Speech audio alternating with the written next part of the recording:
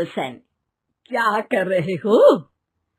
छत पे जाके अखबार पढ़ूंगा। बस यही करो। तुम्हें पता भी है कि बहू क्या गुल खिला रही है?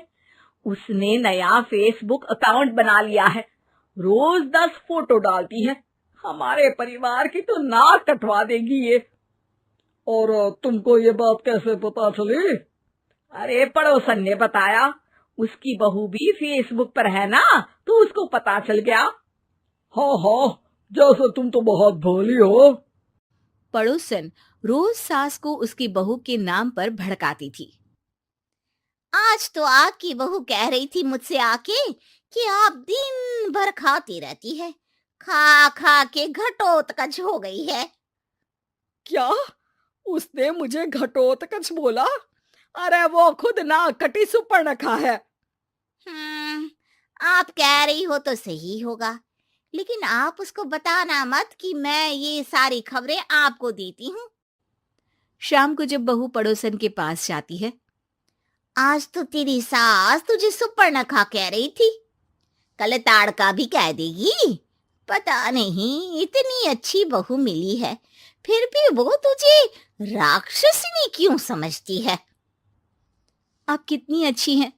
आप मेरी सास की हर बात मुझे बता देती हो, वरना मुझे पता ही नहीं चलता कि वो मेरी पीठ के पीछे इतनी बुरी बात करती है। चालाक पड़ोसन रोज ही दोनों सास बहू के सामने उन दोनों की ही बुराई करती और चुगली करके बातें बता देती, ताकि दोनों में हमेशा लड़ाई होती रहे। आपने तो बस छत पे बैठ के अखबार पढ़ना है और चाय के घूंट पीना है। बहू की वजह से मुझे तो जहर के घूंट पीने पड़ रहे हैं। कल वो मुझे मोटी घटोत्कच बोल रही थी।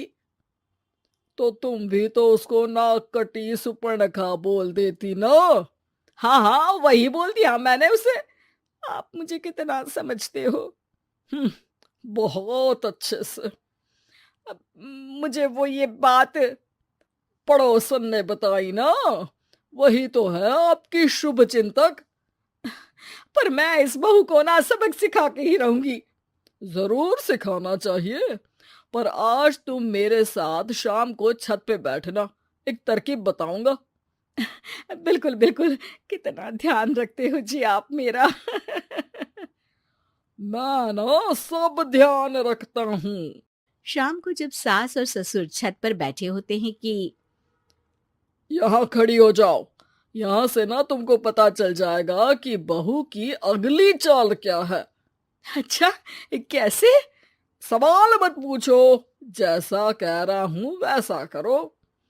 थोड़ी देर में ही छत पे बहू की आवाज आने लगती है। मेरी सास लायक ही नहीं है, मुझे पता होता तो सास बहू की भी कुंडली मिलवा लेती पहले ही। तेरी सास तो मुझे भी पसंद नहीं है, मेरे पास जब भी आती है तेरी बुराई करती रहती है। कभी सुपर्णखा कहती है, कभी हिडिंबा कह के कामचोर भी बोलती है, अरे कभी कभी तो चुगलखोर भी बोल देती है।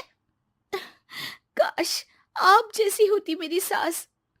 ऊपर छत पे पड़ोसन और बहू की आवाज सुन के सास के होश उड़ जाते हैं। समझी? जी समझी। सुबह तुम्हारे सामने ये बहू की बुराई करती है और शाम को बहू के सामने तुम्हारी। मतलब आप सिर्फ अखबार नहीं पढ़ते, सारी खबरें भी रखते हैं। अब तो इस पड़ोसन को भी सबक सिखाना पड़ेगा। शाम को सास बहू को जाके पड़ोसन की साजिश के बारे में बता देती है। हाँ, मुझे माफ कर दो माँ जी। तुम भी अपनी माँ जी को माफ कर दो, इन्होंने भी तो तुमको बहुत कुछ कहा है। अरे बस बस, अब ये सोचो कि पड़ोसन को सीधे कैसे करना है। अगले दिन सुबह पड़ोसन सास का इंतजार कर रही होती है, लेकिन वो देखती है कि वहां सास और बहू एक साथ आ जाते हैं। अरे अरे, आज दोनों एक साथ। हाँ, सोचा कि बहू की पीठ पीछे बुराई करने से क्या फायदा, मुंह पे ही बोलती हूँ मैं। हाँ, मैंने भी सोचा आपको 2 बार मेहनत करनी पड़ती है, एक ही बार में काम खत्म कर लोगी। हैं? वो आप लोगों को कैसे पता चला? क्योंकि ऊपर वाला सब देख रहा है। पड़ोसन ऊपर देखती है, वहां ससुर खड़े होकर हंस रहे होते हैं। "अ, मतलब आप हमारी बातें सुन लेते थे?" हाँ, सुन लेता था और मजे भी लेता था। आपको तो शकुनी होना चाहिए। क्या चाल खेली है आपने, एकदम सास बहू के सीरियल जैसी। तो बताओ पड़ोसन जी, मेरी बहू ने आपसे अब मेरे बारे में क्या बोला? यही बोला कि सास बहुत अच्छी है, बहुत ध्यान रखती है। अच्छा, और सास ने मेरी क्या बुराई की? नहीं ना की बुराई, हमेशा तारीफ करती है। भगवान सबको ऐसी सास दे। मेरी गलती है जो मैंने आप लोगों में आग लगाने की कोशिश की। पर छत पे लगा हुआ सीसीटीवी, यानी कि शर्मा जी सब देख रहे थे। हाँ जी, मुझे माफ कर दीजिए। माफ क्या, आपको तो अब हम साफ ही कर देंगे अपने वालों की लिस्ट से।